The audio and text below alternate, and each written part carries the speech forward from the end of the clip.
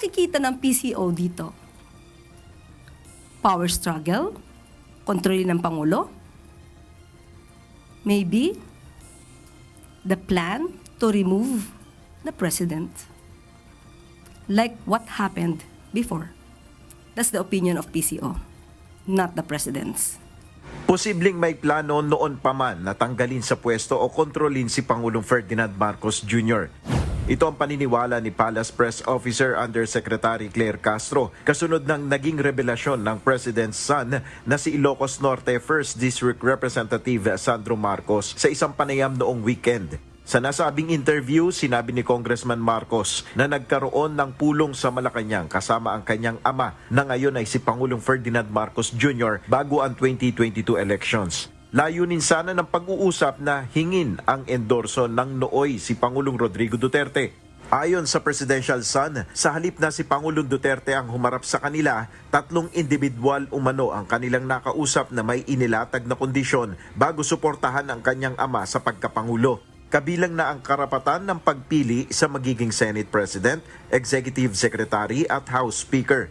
Ayon kay Yusek Castro, tinanong niya mismo si Pangulong Marcos ukol sa sinabi na ito ni Congressman Sandro. Actually, tinanong ko rin mismo si Pangulo kanina. At ang sabi lamang sa akin ay, he has raised his kids well, and his son, Kong Sandro, will not lie. Yun lang po ang binigay na mensahe ng Pangulo. Tumanggi na ring magkomentaryo pa ang palasyo sa tanong kung sino ang 3 personalidad na humarap sa mag-amang Marcos. Ayon kay Yusek Castro, maaaring nakita na noon pa man ni Congressman Sandro ang sitwasyon ng UNITEAM na posibleng hindi magtagal dahil sa umano'y power struggles. At makikita rin naman kung inyong i-connect sa lahat ng mga sinabi ng Vice Presidente.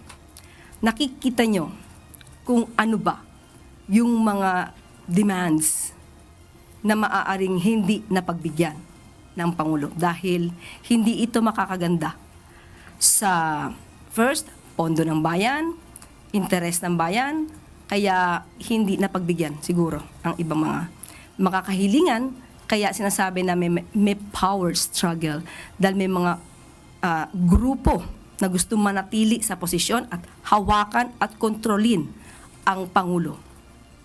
At hindi yun pinayagan ni Pangulong Marcos Jr. Wala pang sagot ang kampo ni dating Pangulong Duterte sa isyong ito. Nel Maribuhok, UNTV News and Rescue, Diyos ang aming sandigan, serbisyo publiko ang aming pinahalagahan.